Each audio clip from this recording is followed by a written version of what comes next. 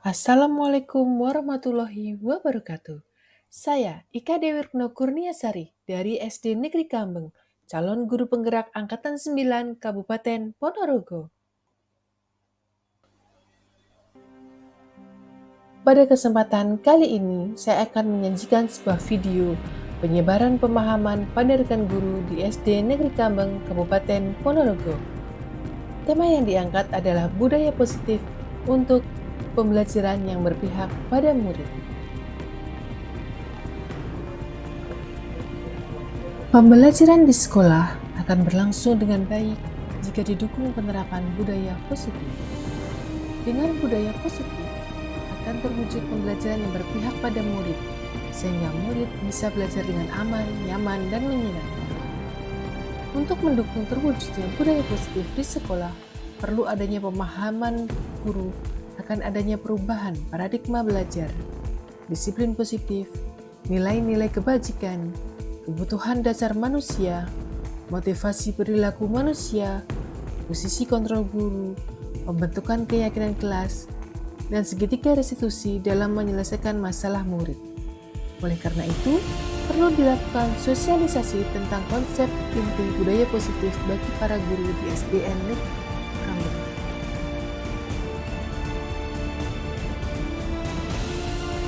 Tujuan aksi nyata adalah guru mendapatkan pemahaman mengenai konsep inti budaya positif sehingga bisa diterapkan di sekolah untuk mendukung terwujudnya budaya positif untuk pembelajaran yang berpihak pada murid. Tolok ukur keberhasilan kegiatan ini adalah guru memahami konsep inti budaya positif. Guru mampu membuat program terkait kegiatan budaya positif baik di kelas maupun di sekolah. Assalamualaikum warahmatullahi wabarakatuh. Alhamdulillah, Alhamdulillahirrahmanirrahim. Pagi ini kita bisa bertemu kembali dan keadaan sehat walafiat dalam rangka diseminasi implementasi budaya positif untuk pembelajaran yang berpusat pada murid. Langsung saja untuk ini bukan maksud untuk pembudaya atau bagaimana, cuma ini adalah diseminasi atau pembahasan ilmu yang telah diperoleh di program guru penggerak. Langsung saja. Tujuan pendidikan menurut Ki Hajar Dewantara adalah tujuan menuntun segala kodrat yang ada pada anak-anak sehingga mereka dapat mencapai keselamatan dan kebahagiaan setinggi-tingginya baik sebagai manusia maupun sebagai anggota masyarakat. Oleh sebab itu, pendidik hanya dapat menuntun tumbuh dan hidupnya kekuatan kodrat yang ada pada anak agar dapat memperbaiki lakunya, bukan dasarnya, hidup dan tumbuhnya kekuatan kodrat anak. Kemudian tujuan aksi nyata ini adalah menciptakan murid yang merdeka dan disiplin diri yang kuat, kemudian menumbuhkan budaya positif sekolah melalui keyakinan kelas maupun keyakinan sekolah, kemudian mewujudkan pembelajaran yang berpihak pada murid dan mewujudkan pembelajaran yang menyenangkan.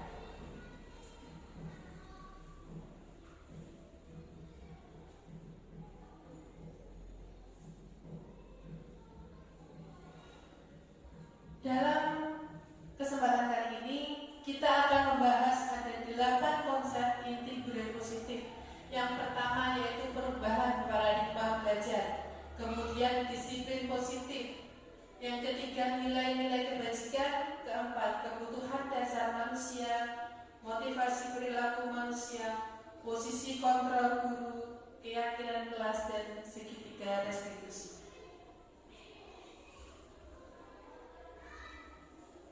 Yang pertama tentang perubahan paradigma baru. yaitu pembelajaran dengan paradigma baru, merupakan pembelajaran yang dirancang berdasarkan prinsip pembelajaran berdiferensiasi, sehingga peserta didik belajar sesuai dengan kebutuhannya berdasarkan tahap perkembangan teori psikologi modern untuk mewujudkan profil pelajar Pancasila. Bapak Ibu, coba ayo lakukan. Coba lakukan. Coba Bapak Ibu genggam tangan Bapak Ibu. Kemudian seolah-olah di dalam genggaman tangan Bapak Ibu itu ada barang yang sangat berharga. Kemudian coba praktekkan teman sebelah atau barangnya untuk membukanya. Jika di dalam genggaman tangan Bapak Ibu itu ada barang berharga, apakah boleh dibuka atau tidak? Nanti diserahkan semuanya kepada Bapak Ibu. Coba dipraktekkan. Jika ada seolah-olah menggenggam barang yang sangat berharga, kira-kira bagaimana Bapak Ibu akan memperlakukannya? Apakah boleh dibuka?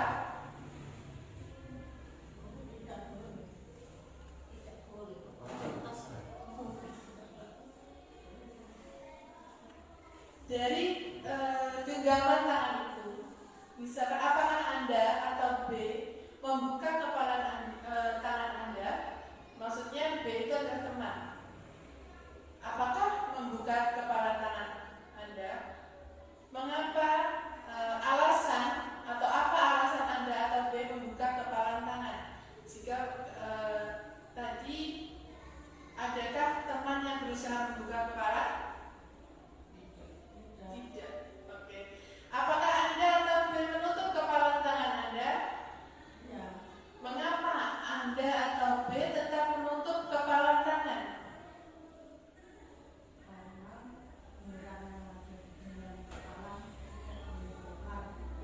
Karena barang yang ada di kepala tidak boleh keluar. Kemudian yang ketiga, dalam kegiatan ini sesungguhnya siapa yang memegang posisi kendali atau kontrol terhadap membuka dan menutup tangan? Diri sendiri. Jadi semua posisi kontrol itu ada pada diri sendiri, bukan pada orang lain. Kemudian paradigma baru teori kontrol. Yang pertama adalah ilusi guru mengontrol murid.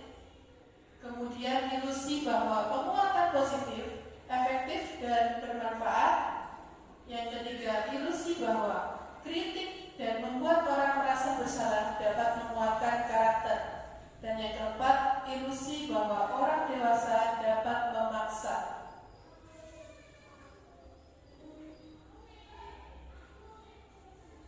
Kemudian yang ketiga, selanjutnya yang kedua yaitu disiplin positif. Disiplin positif itu berasal dari kata disipline yang berarti belajar. Disiplin mengacu pada desain diri. Disiplin diri yang memiliki tanggung jawab terhadap apa yang dilakukan berdasarkan nilai-nilai yang diyakini. Disiplin positif merupakan salah satu cara penerapan disiplin yang bertujuan untuk menumbuhkan kesadaran tanpa imbalan, penghargaan, ancaman maupun hukuman.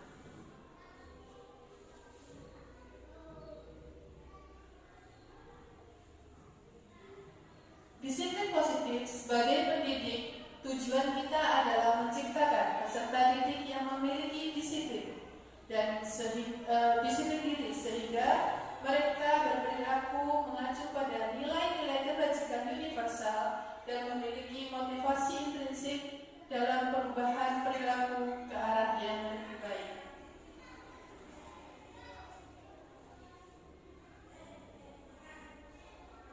Kemudian di sini ada disiplin positif dan kebijakan universal, di mana ada stimulus respon dan teori kontrol. Di sini misalkan untuk stimulus responnya realistis atau realitas kebutuhan kita sama, tetapi di teori kontrol realitas atau kebutuhan kita semuanya berbeda. Kemudian semua orang melihat hal yang sama, padahal setiap orang memiliki gambaran yang berbeda. Kita mencoba mengubah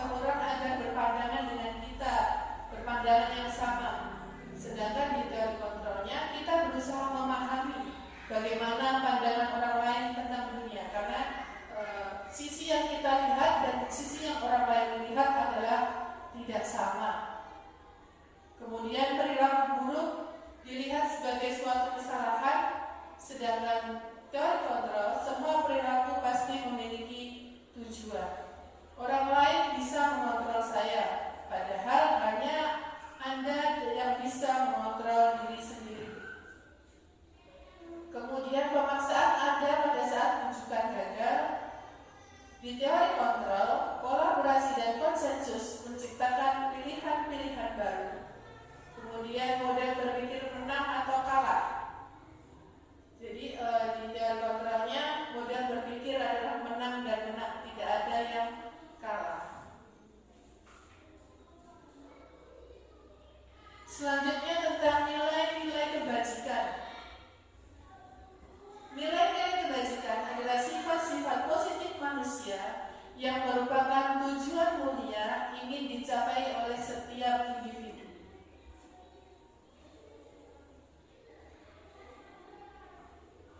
Di sini ada beberapa contoh tentang nilai-nilai kebajikan yang ada di institusi atau organisasi. Yang pertama itu adalah profil pelajar Pancasila yang berupa beriman, bertakwa kepada Tuhan Yang Maha Esa dan berakhlak mulia, kemudian kebinekaan global, gotong royong, mandiri, kreatif dan bernalar kritis. Kemudian di Ibo Primary Years Program yaitu tentang toleransi, rasa hormat, seperti itu, integritas, mandiri. Kemudian di keterampilan hidup atau life skill dapat dipercaya, lurus hati, pendengar yang baik, tidak merendahkan orang lain dan memberikan yang terbaik pada diri.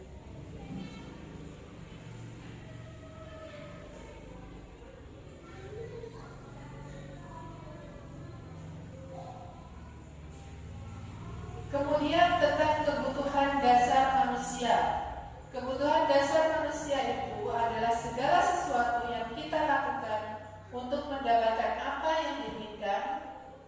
Kemudian seluruh tindakan kita pasti memiliki tujuan tertentu dan usaha terbaik yang kita lakukan adalah dalam rangka memenuhi kebutuhan dasar itu dengan baik. Jadi semua tindakan kita dan perilaku kita pasti memiliki tujuan tertentu. Ada 5 kebutuhan dasar manusia. Yang pertama yaitu bertahan hidup. Bertahan hidup itu seperti makan, pakaian, tempat tinggal. Kemudian kebutuhan yang kedua rasa kasih sayang dan rasa diterima, seperti rasa diterima dan diberikan, berbagi, kerjasama, menjadi bagian dari kelompok, seperti itu. Dan yang ketiga penguasaan. Penguasaan ini berupa harga diri, rasa ingin dianggap, memimpin, prestasi, diakui dan didengar. Kebutuhan yang keempat yaitu tentang kebebasan berupa mandiri, memiliki pilihan, coba hal baru, mampu mengendalikan dirinya sendiri. Kemudian dan yang kelima, itu kesenangan, yaitu bermain, humor, antusiasme, seperti itu.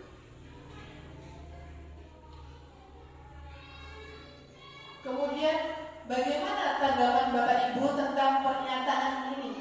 Yang pertama, pemberian hukuman dapat mendisiplinkan siswa.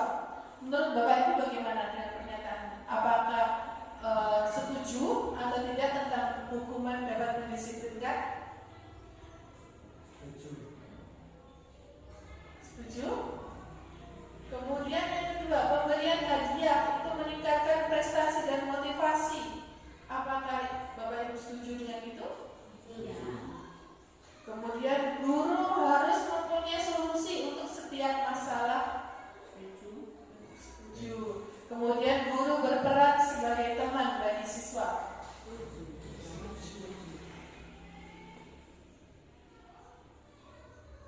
Dari pernyataan yang di awal, sebenarnya ada motivasi perilaku manusia. Ada 3, yaitu menghindari ketidaknyamanan atau hukuman. Kemudian untuk mendapatkan imbalan atau penghargaan. Kemudian yang ketiga, untuk menjadi orang yang diinginkan dan menghargai diri sendiri dengan nilai-nilai yang mereka percaya. Kebanyakan kalau dari anak-anak pasti motivasinya adalah menghindari ketidaknyamanan dan hukuman, ya. Karena dan juga mendapatkan imbalan karena kesadaran dari anak masih kurang untuk eh, menghargai diri sendiri, jadi hanya biar tidak dihukum, kebanyakan seperti itu. Kemudian perbedaan hukuman, konsekuensi, dan restitusi. Hukuman itu tidak terencana atau tiba-tiba, jadi misalkan melanggar apa, kamu harus lari 10 kali mengelilingi lapangan, seperti itu contohnya. Kemudian murid tidak tahu apa yang akan terjadi, kemudian tidak dilibatkan, bersifat satu arah, dan berupa hukuman fisik maupun psikis.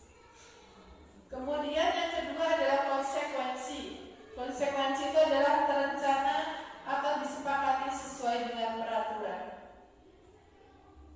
Biasanya konsekuensi itu sudah ada, sudah menjadi kesepakatan. Jika kamu melakukan ini, maka konsekuensinya adalah ini.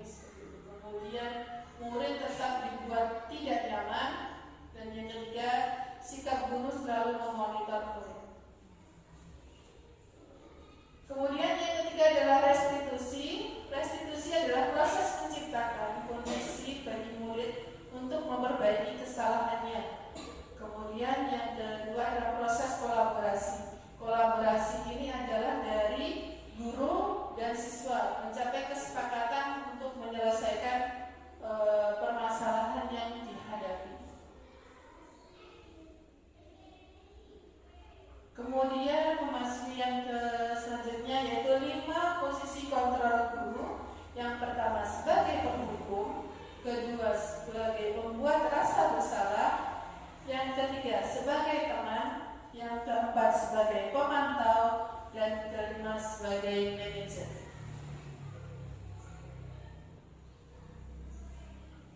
Di sini ada contoh tentang 5 posisi kontrol. Yang pertama yaitu ada identitas gagal, identitas berhasil, dan identitas sukses. Di sini guru berbuat, misalkan guru jika memposisikan diri sebagai penghukum, maka akan menghadik, menunjuk-nunjuk, menyakiti, ataupun menyindir. Contohnya, guru berkata, kalau kamu tidak melakukannya, awas ya, rasakan. Nah, dari posisi kalimat itu, maka hasilnya adalah murid akan memberontak dan menyalahkan orang lain dan cenderung akan berbohong. Kemudian kaitan dengan dunia berkualitas, murid akan meletakkan guru di luar dunia berkualitas. Adapun dari guru yang mengatakan seperti tadi sebagai posisi penghukum, maka murid akan berkata, biarkan saja, nanti juga marah-marah lagi. Jadi akan menjadi suatu kebiasaan yang bisa ditebak oleh murid. Jadi nanti dampaknya adalah murid mengulangi kesalahannya lagi, karena sudah hafal, pasti nanti dimarah-marahi lagi, seperti itu.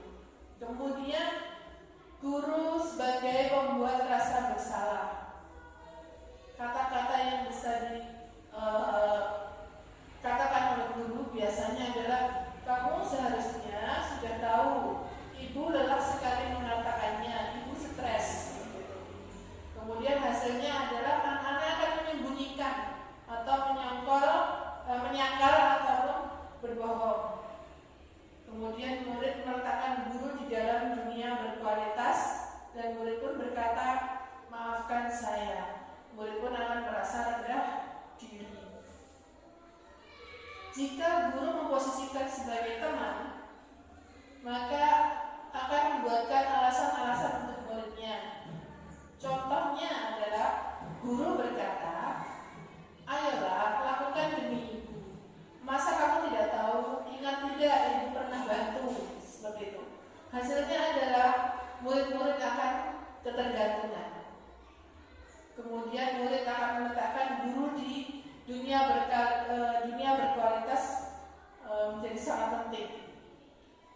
Kemudian murid akan berkata, saya pikir bapak atau ibu teman saya, ternyata begitu.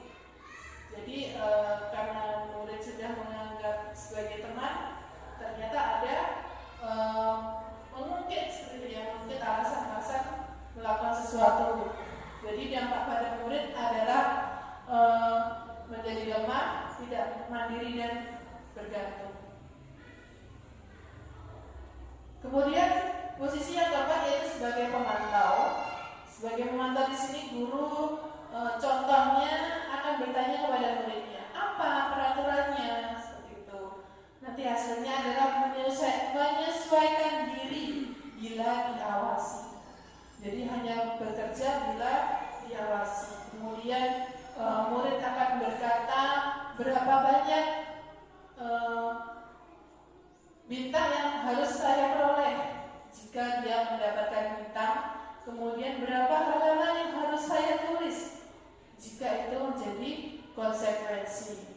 Dampak yang didapatkan oleh murid adalah menitik beratkan pada sanksi atau hadiah untuk dirinya.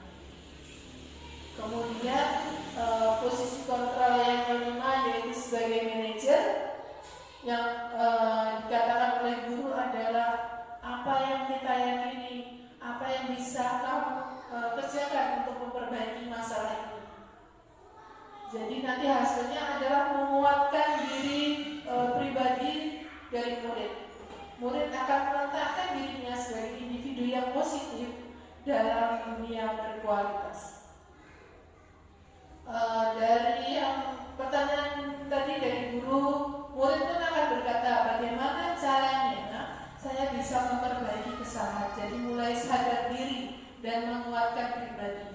Kemudian dampak pada murid yang diperoleh adalah mengevaluasi diri, bagaimana cara memperbaiki diri.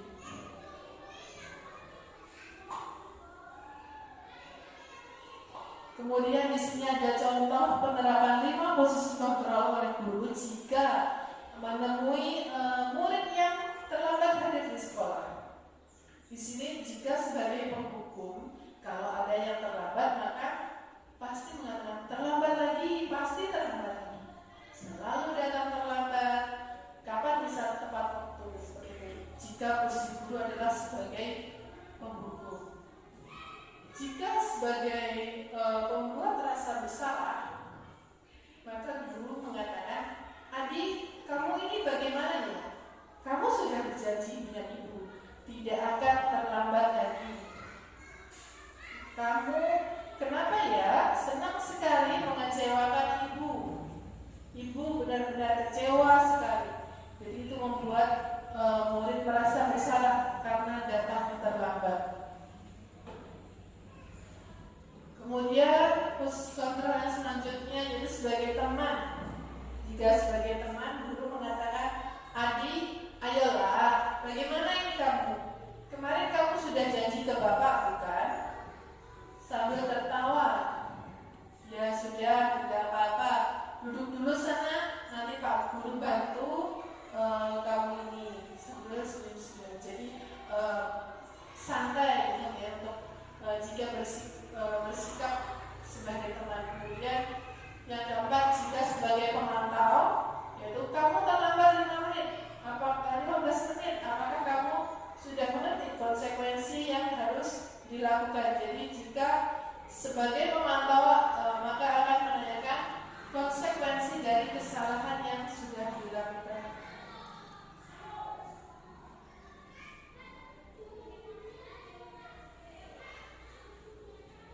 Kemudian contoh dari posisi kontrol yang kelima adalah sebagai manajer.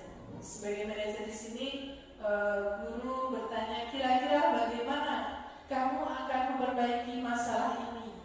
Kemudian apakah besok akan ada masalah untuk kamu agar bisa hadir tepat waktu ke sekolah? Jadi manajer itu adalah mencari solusi bersama-sama. Jadi tidak dari gurunya saja yang menentukan solusi, tapi juga dari murid. Dibicarakan, didiskusikan bersama-sama. Hanya ya. Jadi yang paling baik itu adalah sebagai manajer. Ya, betul. Yang paling baik adalah sebagai memposisikan sebagai manajer. Jadi mengedepankan diskusi dengan anak-anak. Kita juga harus mendengarkan seperti tadi, perilaku manusia itu pasti ada tujuannya, ada alasan melakukan itu. Kita harus mengetahui dulu apa alasan dari tindakan yang dilakukan, terus kita mencari solusinya bersama-sama.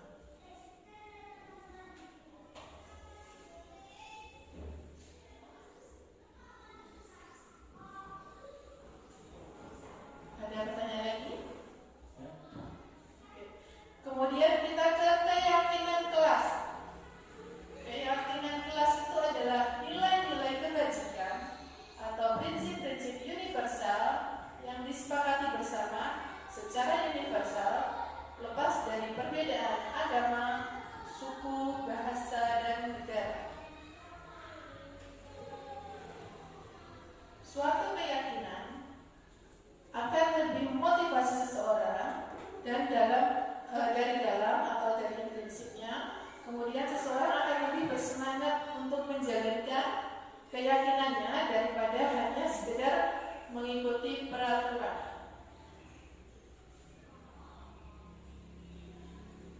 Biasanya keyakinan ini dilakukan disepakati bersama-sama ya, bersama anak-anak. Jadi nanti dibuat secara tertulis seperti itu keyakinan kelasnya. Keyakinan kelas itu harus bersifat abstrak, lebih rinci dan konkret. Jadi tetap memang kebiasaan perilaku anak-anak di kelas, kemudian berupa pernyataan universal, kemudian pernyataan dibentuk dalam kalimat positif. Kalimat positif ini bukan dilarang berlari-lari di kelas, tidak seperti itu. Tapi kalimat positifnya adalah berjalanlah di kelas.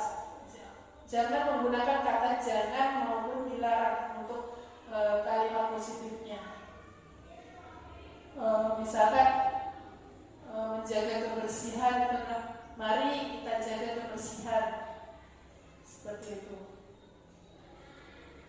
Kemudian dibuat tidak terlalu banyak sehingga mudah diingat dan dipahami. Jadi jangan terlalu banyak keyakinan kelasnya, nanti kalau terlalu banyak anak-anak akan terbebani dengan apa yang menjadi kesepakatan seperti itu. Jadi nanti seolah-olah apa-apa jadi tidak boleh. Kemudian disesuaikan dengan kondisi kelas dan sekolah sehingga mudah diterapkan. Jadi disesuaikan saja dengan kebiasaan apa yang menjadi kegiatan di kelas. Jadi nanti keyakinan kelasnya adalah kesepakatan bersama yang ada dalam lingkup kelas tersebut. Kemudian semua warga kelas dilibatkan dalam membuat keyakinan, nanti setuju atau tidak, seperti itu. Bila misalkan menjaga kebersihan, menghargai orang lain. Menghargai orang lain itu di dalamnya ada tidak mengejek, tidak membuli, seperti itu. Jadi nanti diambil kalimat positifnya, yaitu menghargai orang lain. Kemudian meninjau kembali keyakinan kelas dari waktu ke waktu. Apakah keyakinan yang sudah dibuat di awal sudah efektif apa belum? Jika belum, maka direview ulang, mencari kesepakatan atau keyakinan kelas yang baru. Kemudian di sini ada contoh keyakinan kelas seperti ini. Jika peraturan itu adalah selalu mengembalikan buku ke tempatnya. Kemudian keyakinan kelasnya adalah tanggung jawab, karena dalam tanggung jawab itu pasti ada poin-poin di dalamnya seperti mengembalikan buku seperti itu. Jadi termasuk tanggung jawab. Kemudian peraturannya dilarang mengganggu orang lain. Nah, ini masuk ke dalam keyakinan kelas, yaitu kalimat positifnya adalah menghormati orang lain. Hadir di sekolah 15 menit sebelum pembelajaran dimulai, itu masuk ke dalam menghormati orang lain dan berkomitmen. Kemudian dilarang melakukan kekerasan, itu masuk ke kalimat positifnya, yaitu keselamatan dan menghargai orang lain.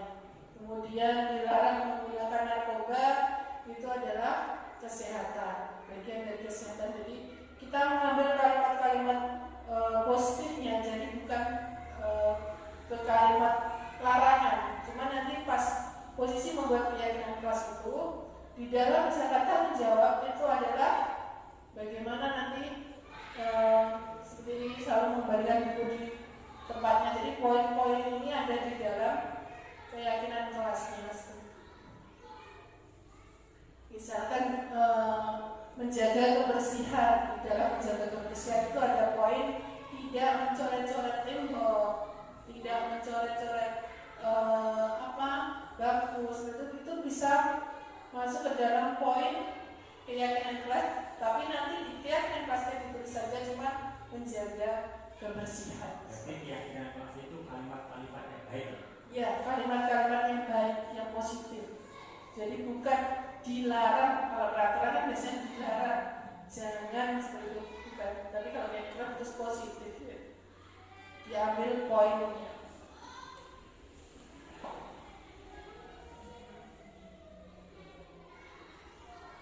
Kemudian yang terakhir tentang segitiga restitusi. Segitiga restitusi itu yaitu merupakan suatu strategi yang dapat dilakukan sebagai proses menciptakan kondisi murid untuk memperbaiki kesalahan-kesalahan yang mereka lakukan sehingga murid menjadi disiplin, mandiri, dan bertanggung jawab. Segitiga restitusi sebagai upaya untuk dapat dilakukan dalam membangun budaya positif di sekolah.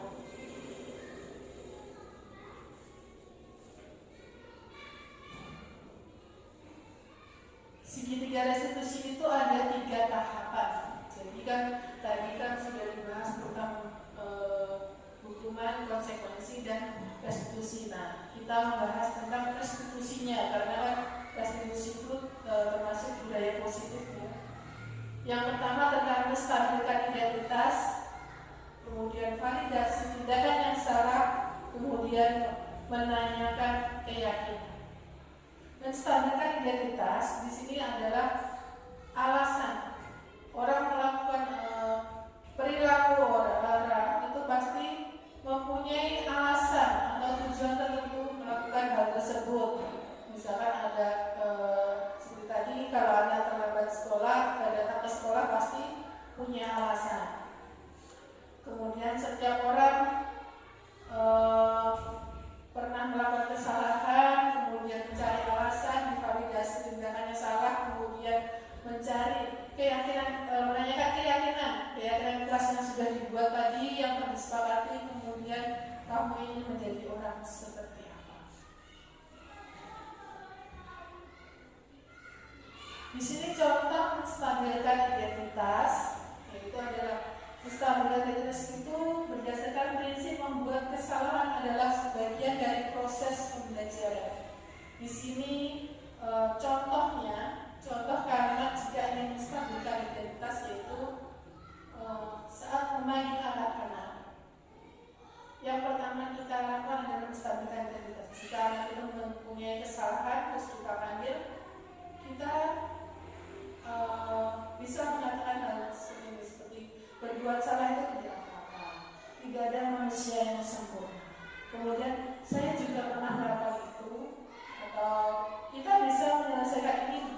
Bapak Ibu tidak tertarik mencari siapa yang salah, tapi Bapak Ibu ingin mencari solusi dari permasalahan ini. Atau juga mengatakan kamu berhak merasa begitu.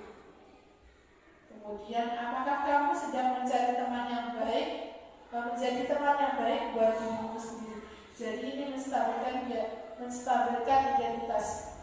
Bagaimana agar anak itu mulai menyadari, menstabilkan identitasnya, melakukan hal-hal yang seperti itu memang wajar, tapi wajarnya itu harus kita arahkan, bukan mewajarkan kesalahannya, tapi mewajarkan kita pun dulu juga pernah melakukan kesalahan seperti ini.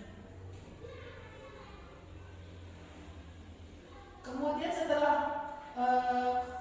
menstabilkan identitas, langkah kedua yang kita lakukan adalah validasi tindakan yang salah. Setelah validasi tindakan yang salah ini berdasarkan prinsip perilaku memiliki maksud atau tujuan tertentu. Kata-kata atau pernyataan yang bisa Bapak Ibu katakan adalah seperti ini contohnya. Padahal kamu bisa melakukannya lebih buruk dari ini. Kemudian kamu pasti punya alasan mengapa melakukan hal ini. Kemudian kamu patut bangga pada dirimu sendiri karena kamu telah melindungi sesuatu yang penting buatmu. Misalkan ini mungkin menyangkut diolok-olok atau diajak temannya, jadi kan menimbulkan suatu masalah seperti itu. Nah, nanti di restitusinya itu yang bisa kita lakukan seperti ini. Terus kamu boleh mempertahankan sikap itu, tapi kamu harus menambahkan sikap yang baru.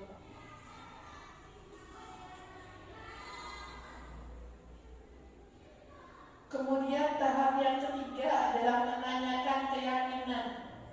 Di sini adalah prinsipnya adalah kita pada dasarnya termotivasi dari internal. Seperti setelah tadi menanyakan menstabilkan identitas, kemudian memvalidasi kesalahan, yang ketiga menanyakan keyakinan. Hal atau pernyataan yang bisa kita katakan untuk anak yaitu apakah apa yang kita percaya sebagai kelas atau keluarga. Maksudnya di sini keyakinan yang sudah dibuat seperti itu, keyakinan kelas yang sudah dibuat, kemudian nilai-nilai umum apa yang telah kita sepakati di keyakinan kelas. Kemudian apa bayangan kita tentang kelas yang ideal. Jadi kita sama-sama bersama murid membawa atau menentukan kelas yang ideal yang kita sepakati atau yang kita tuju agar pembelajaran pun berjalan efektif, aman, nyaman, dan menyenangkan. Kemudian kamu mau jadi orang seperti apa setelah proses tadi dari menstabilkan identitas, terus validasi, sudah menyadari kesalahannya, kemudian kita arahkan mau jadi orang seperti apa, seperti itu. Dengan sikapnya seperti itu ditambah lagi dengan solusi kesalahan yang ditemukan. Nah, ini adalah pertanyaan yang bisa membuat murid menyadari kesalahannya seperti itu. Demikian Bapak Ibu dari materi yang sudah saya tampilkan. Sekiranya apakah ada yang belum dimengerti atau ada yang perlu dipertanyakan, monggo.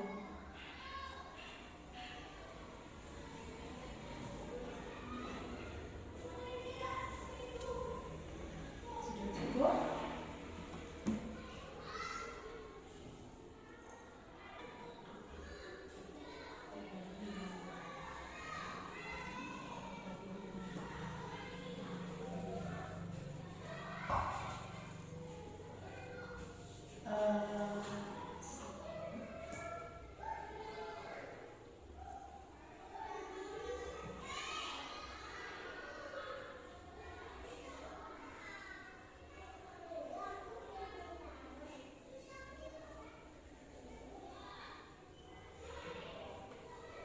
Sebelum saya tutup, saya ingin kita merefleksi.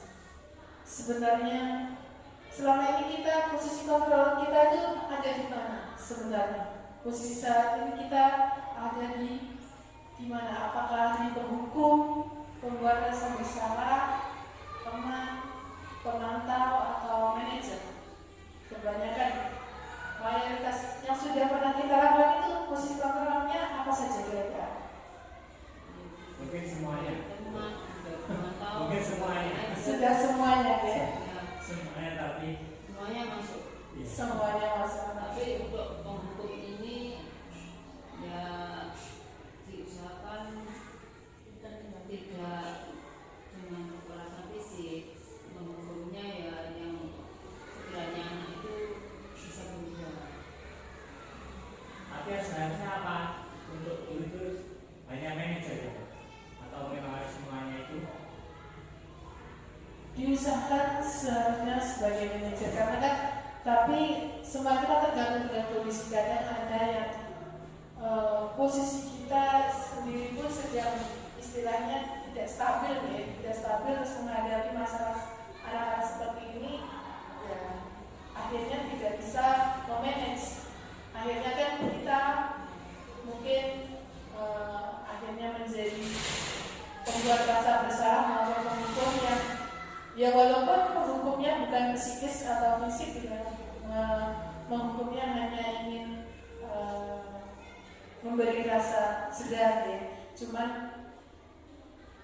idealnya adalah kita kalau bisa dimaksimalkan menjadi manajer. Jadi jika ada masalah, anak-anak itu dipanggil, diajak ngobrol, diskusi seperti itu, memecahkan masalah kenapa kamu melakukan itu, terus solusinya bagaimana biar tidak mengulang kesalahan kembali. Itu mungkin ya dengan kondisi anak-anak yang seperti itu mungkin agak sulit ya.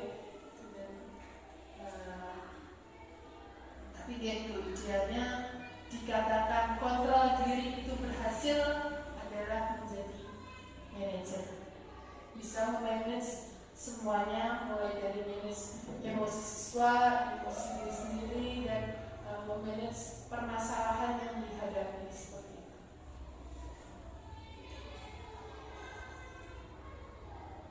Kalau biasanya penghukum nanti pasti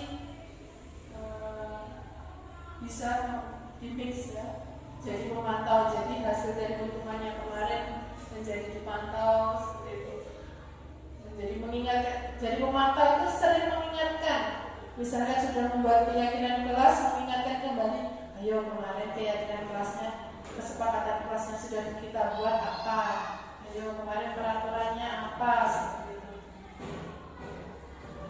Pemantau jika anak-anak melakukan kesalahan. Jika anak-anak mendapatkan prestasi sebagai pemantau ya sini dikasih bintangnya sudah dapat berapa. Seperti itu. Jika anak-anak mendapatkan prestasi atau berbuat baik di kelas seperti itu, jika sebagai pemantau.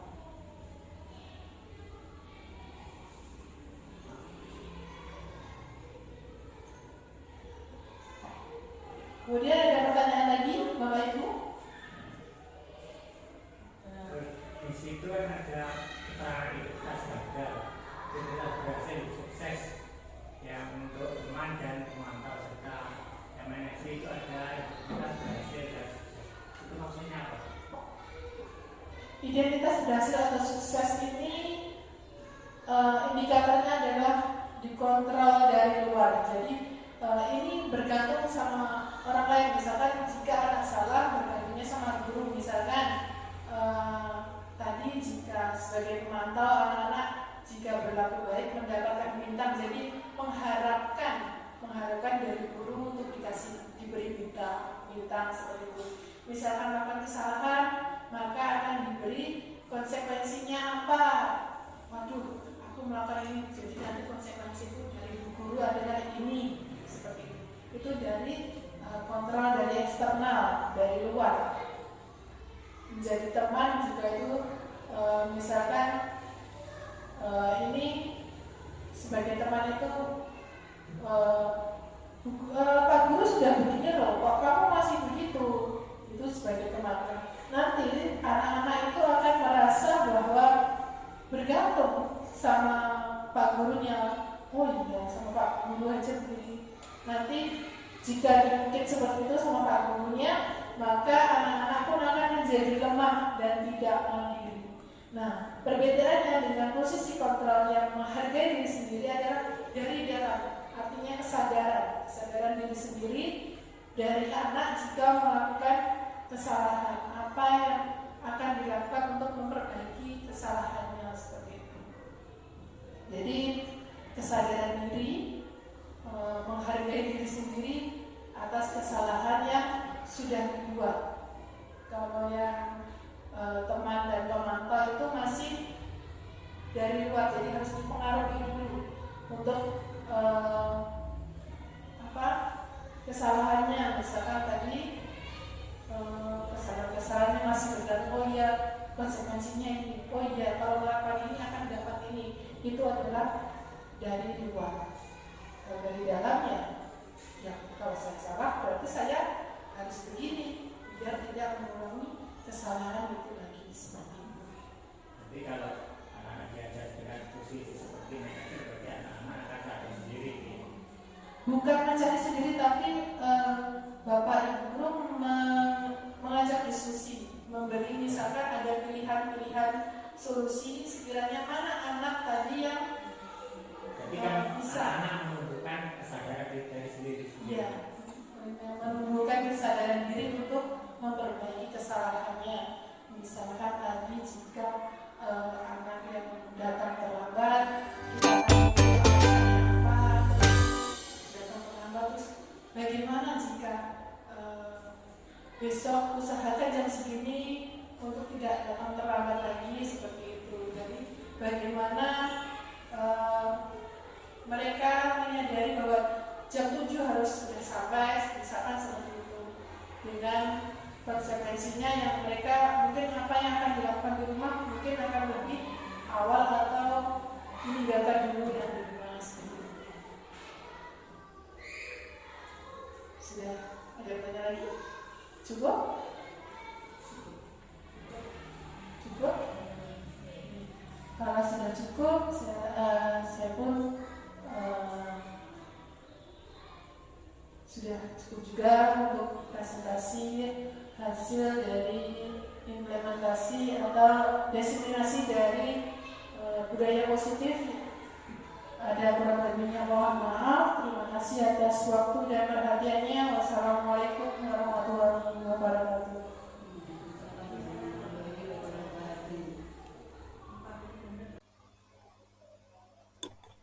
Demikian video kali ini. Semoga materi yang ada di video dapat memberi inspirasi untuk kita semua. Salam guru penggerak, salam dan bahagia.